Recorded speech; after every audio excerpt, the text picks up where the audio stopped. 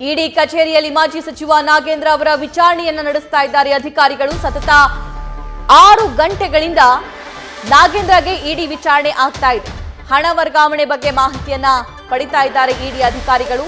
ಈಗ ನಿನ್ನೆನೆ ನಾಗೇಂದ್ರ ಅವರ ಪಿಎ ಆಪ್ತರನ್ನ ಇಡಿ ಅಧಿಕಾರಿಗಳು ಕರ್ಕೊಂಡು ಹೋಗಿ ವಿಚಾರಣೆ ಮಾಡಿದ್ರು. ದದ್ದಲ್ ಸಂಬಂಧಿ ಕಾರ್ತಿಕ್ರನ್ನು ಕೂಡ ಕರ್ಕೊಂಡು ಹೋಗಿ ವಿಚಾರಣೆ ಮಾಡಿದ್ರು. ಅವರು ಕೊಟ್ಟಿರುವಂತ ಸ್ಟೇಟ್ಮೆಂಟ್ ಇವರಿಗೆ ತಾಳೆ ಆಗುತ್ತೋ ಇಲ್ವೋ ಅನ್ನುವಂತಹ ಪ್ರಶ್ನೆಗಳನ್ನ ಕೇಳ್ತಾ ಇದ್ದಾರೆ. 7 ಗಂಟೆ ಕಳಿತು. ಬೆಳಗ್ಗೆ 9 ಗಂಟೆಯಿಂದ ಎಕ್ಸಾಕ್ಟ್ಲಿ ಅವರ ವಿಚಾರಣೆಯನ್ನ ಅಧಿಕಾರಿಗಳು ಶುರು ಮಾಡ್ತಾರೆ. ಇನ್ನು ಕೋಟಿ ಹಣ ವರ್ಗಾವಣೆ ಸಂಬಂಧ ತೀವ್ರ ವಿಚಾರಣೆಯನ್ನ ನಡೆಸ್ತಾ ಇದ್ದಾರೆ. ನಾಗೇಂದ್ರ ಅವರದ್ದು ದೃಶ್ಯದಲ್ಲಿ ಗಮನಿಸ್ತಾ ಇದ್ದೀರಿ. ಬೆಳಗ್ಗೆ 8 ಗಂಟೆ 50 ನಿಮಿಷಕ್ಕೆ ನಾಗೇಂದ್ರ ಅವರನ್ನ ಶಾಂತಿನಗರದ ಇಡಿ ಕಚೇರಿಗೆ ಕರೆತಂದ ಸಂದರ್ಭದಲ್ಲಿ ಅವರ ಫಸ್ಟ್ ಅಂಡ್ ಕ್ವಿಕ್ ರಿಯಾಕ್ಷನ್ ಆಗಿದ್ದು, ನನಗೂ ಈ ಪ್ರಕರಣದ ಬಗ್ಗೆ ಏನೂ ಮಾಹಿತಿ ಇಲ್ಲ, ನನಗೇನು ಗೊತ್ತಿಲ್ಲ ಅನ್ನುವಂತಹ ಕ್ವಿಕ್ ರಿಯಾಕ್ಷನ್ ಅಷ್ಟೇ ಇರುತ್ತೆ. ಜಾಸ್ತಿ ಮಾತನಾಡುವಂತಹ ಪ್ರಯತ್ನ ಮಾಡಿದ್ರೂ ಕೂಡ ಅವರು ಇಡಿ ಅಧಿಕಾರಿಗಳು ಅಲ್ಲಿ ಬಿಡಲಿಲ್ಲ. ನೀವು ಆ ಸಿನಾರಿಯೋನ ಗಮನಿಸ್ತಾ ಇದ್ದೀರಿ. ಬೆಳಗ್ಗೆ ಆಗಿರುವಂತಹ ಸನ್ನಿವೇಶದ ದೃಶ್ಯ ಗಮನಿಸ್ತಾ ಇದ್ರಿ. ನಾಗೇಂದ್ರ ಅವರನ್ನ ಶಾಂತಿನಗರದ ಇಡಿ ಕಚೇರಿಗೆ ಕರ್ಕೊಂಡು ಬಂದ ತಕ್ಷಣ ಅಟ್ಲೀಸ್ಟ್ ಅವ್ರು ಏನೋ ಹೇಳಕ್ ಬಯಸ್ತಿದ್ರು, ಆದ್ರೆ ಇಡಿ ಅಧಿಕಾರಿಗಳು ನೋ, ಇದಕ್ಕೆ ಪರ್ಮಿಷನ್ ಇಲ್ಲ. ತರಾತುರಿಯಲ್ಲಿ ಅವ್ರನ್ನ ಕಚೇರಿ ಒಳಭಾಗಕ್ಕೆ ಕರ್ಕೊಂಡು ಹೋದ್ರು. ಸೊ 7 ಗಂಟೆಯಿಂದ ಸತತವಾಗಿ ಇಡಿ ಕಚೇರಿಯಲ್ಲೇ ನಾಗೇಂದ್ರ ಅವರ ವಿಚಾರಣೆ ನಡೀತಾ ಇದೆ.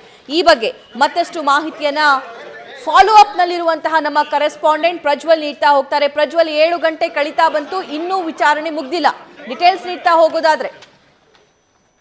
ಖಂಡಿತವಾಗಿಯೂ ಕೂಡ ಈಗಾಗಲೇ ವಾಲ್ಮೀಕಿ ಅಭಿವೃದ್ಧಿ ನಿಗಮದಲ್ಲಿನ ಬಹುಕೋಟಿ ಹಗರಣಕ್ಕೆ ಸಂಬಂಧಪಟ್ಟಂತೆ ನಾಗೇಂದ್ರ ಅವರನ್ನ ಇಡಿ ಅಧಿಕಾರಿಗಳು ವಶಕ್ಕೆ ಪಡೆದಿದ್ರು. ಈ ಒಂದು ಸಂದರ್ಭದಲ್ಲಿ ಅವರನ್ನ ಈಗ ಸತತ 7 ಗಂಟೆಯಿಂದ ವಿಚಾರಣೆಯನ್ನ ಮಾಡ್ತಾ ಇರುವಂತದ್ದು. ಅಂದ್ರೆ ಆ ಪ್ರಕರಣಕ್ಕೆ ಸಂಬಂಧಪಟ್ಟಂತೆ ಬ್ಯಾಂಕ್ ಟ್ರಾನ್ಸಾಕ್ಷನ್ ಆಗಿರ್ಬೋದು, ನಿಗಮದಿಂದ ಯಾವ ಖಾತೆಗೆ ಹಣ ವರ್ಗಾವಣೆ ಆಗಿದೆ ಅನ್ನೋದ್ರ ಬಗ್ಗೆ ಆಗಿರ್ಬೋದು, ಪ್ರತಿಯೊಂದು ದಾಖಲೆಗಳನ್ನ ಇಟ್ಕೊಂಡು ಪ್ರಶ್ನೆಯನ್ನ ಕೇಳುವಂತ ಒಂದು ಕೆಲಸವನ್ನು ಮಾಡ್ತಾ ಇದ್ದಾರೆ. ಆದ್ರೆ ಅವರಿಂದ ಸಮರ್ಪಕವಾದಂತಹ ಒಂದು ಉತ್ತರ ಇದೆ, ಅದು ಲಭ್ಯವಾಗ್ತಾ ಇಲ್ಲ. 2 ದಿನದಿಂದಲೂ ಕೂಡ ಅವರ ವಿಚಾರಣೆ ಮಾಡುವಂತ ಒಂದು ಕೆಲಸವನ್ನ ಮಾಡಿದ್ರು. ಅವರ ಮನೆಯಲ್ಲೇ ಪರಿಶೀಲನೆ ಮಾಡುವಂತ ವೇಳೆಯಲ್ಲಿ ವಿಚಾರಣೆಯನ್ನ ಮಾಡ್ತಾ ಇದ್ರು. ಆ ಸಂದರ್ಭದಲ್ಲೂ ಕೂಡ ಅವರಿಂದ ಯಾವುದೇ ಒಂದು ಸ್ಪಷ್ಟವಾದಂತಹ ಒಂದು ಉತ್ತರ ಲಭ್ಯವಾಗದೇ ಇರೋದ್ರಿಂದಾಗಿ ಇಲ್ಲಿ ಮತ್ತೆ ಅವರನ್ನ ಕರೆದುಕೊಂಡು ಬರುವಂತಹ ಒಂದು ಕೆಲಸವನ್ನು ಮಾಡಿದ್ರು. ಆ ಸಂದರ್ಭದಲ್ಲೂ ಕೂಡ ಪ್ರಮುಖವಾಗಿ ನಾವು ಗಮನಿಸಬೇಕಾಗುತ್ತೆ, ಅಲ್ಲಿ ಯಾವುದೇ ರೀತಿಯಲ್ಲೂ ಕೂಡ ಈ ಒಂದು ಪ್ರಕರಣಕ್ಕೆ ಸಂಬಂಧಪಟ್ಟಂತೆ ಅವರು ಯಾವುದೇ ವಿಚಾರವನ್ನು ಕೂಡ ಬಾಯಿ ಬಿಡಿಸಿಲ್ಲ ಅನ್ನುವಂಥ ಒಂದು ಮಾಹಿತಿ ಏನಿದೆ ಅದು ಲಭ್ಯವಾಗ್ತಾ ಇರುವಂತದ್ದು. ಆ ನಿಟ್ಟಿನಲ್ಲಿ ನಾವು ಗಮನಿಸ್ತಾ ಹೋದ್ರೆ ಈಗಾಗಲೇ ತನಿಖೆ ಮುಂದುವರಿತಾ ಇದೆ. ಅದರಲ್ಲೂ ಕೂಡ ಮುಖ್ಯವಾಗಿ ಅವರು ಒಂದಿಷ್ಟು ದಾಖಲೆಗಳನ್ನ ಇಟ್ಟುಕೊಂಡು ಅಲ್ಲಿ ಪರಿಶೀಲನೆ ಮಾಡುವಂತ ಒಂದು ಕೆಲಸವನ್ನ ಮಾಡ್ತಾ ಇದ್ದಾರೆ. ಈಗ ನಾಗೇಂದ್ರ ಅವರನ್ನ ಕರೆದುಕೊಂಡು ಹೋಗಿರುವಂತಹ ಒಂದು ಸಾಧ್ಯತೆ ಕೂಡ ಇರುವಂತದ್ದು. ಇಲ್ಲಿ ನಾವು ಪ್ರಮುಖವಾಗಿ ಗಮನಿಸ್ತಾ ಹೋದ್ರೆ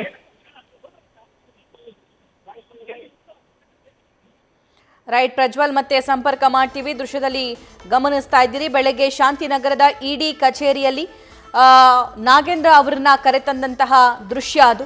ಸೊ ಅವರು ಮಾಧ್ಯಮದವರಿಗೆ ರಿಯಾಕ್ಟ್ ಮಾಡುವಂತ ಪ್ರಯತ್ನ ಮಾಡಿದ್ರು ಕೂಡ ಇಡಿ ಅಧಿಕಾರಿಗಳು ನೋ ಪರ್ಮಿಷನ್ ಅಂತ ಅವ್ರನ್ನ ಕಚೇರಿ ಒಳಭಾಗಕ್ಕೆ ತರಾತುರಿಯಲ್ಲಿ ಕರೆದುಕೊಂಡು ಹೋಗ್ತಾ ಇದ್ದಂತಹ ದೃಶ್ಯ. ಇನ್ನು ಈ ಹಗರಣಕ್ಕೆ ಸಂಬಂಧಪಟ್ಟಂತೆ 94 ಕೋಟಿ ಹಣ ವರ್ಗಾವಣೆ ಆಗಿದೆ. ಸೊ ಆ ಹಣಕ್ಕೆ ಸಂಬಂಧಪಟ್ಟಂತೆಯೂ ಕೂಡ ಮಾಹಿತಿಯನ್ನ ಕಲೆ ಹಾಕೋ ಕೆಲಸ ಇಲ್ಲಿ ಆಗುತ್ತೆ. ನಾಗೇಂದ್ರ ಆಪ್ತ ನೆಕ್ಕುಂಟಿ ನಾಗರಾಜ್ ಈಗಾಗಲೇ ಜೆಸಿಯಲ್ಲಿದ್ದಾರೆ. ಅವ್ರನ್ನ ಅಗತ್ಯ ಬಿದ್ದರೆ ಬಾಡಿ ವಾರೆಂಟ್ ಮೇಲೆ ಅವರನ್ನು ಕೂಡ ವಿಚಾರಣೆಗೆ ಒಳಪಡಿಸುವಂತಹ ಸಾಧ್ಯತೆಗಳು ಇವೆ. ಈ ಐಡಿಯಾ ಕೊಟ್ಟಿದ್ ಯಾರು? ಹೈದರಾಬಾದ್ಗೆ ಹಣ ವರ್ಗ ಮಾಡಿದ್ ಯಾಕೆ? ಇದೇ ಮೊದಲ ಬಾರಿ ಇಂತಹ ಕೆಲಸ ಆಗಿರೋದಾ, ಅಥವಾ ಈ ಹಿಂದೆನೂ ಅದೇ ಬ್ಯಾಂಕಿಗೆ ಹಣ ವರ್ಗಾವಣೆ ಆಗಿದೆಯಾ? ಇದೆಲ್ಲದರ ಬಗ್ಗೆ ಮಾಹಿತಿಯನ್ನ ಕಲೆ ಹಾಕೋ ಕೆಲಸ ಮಾಡ್ತಾರೆ.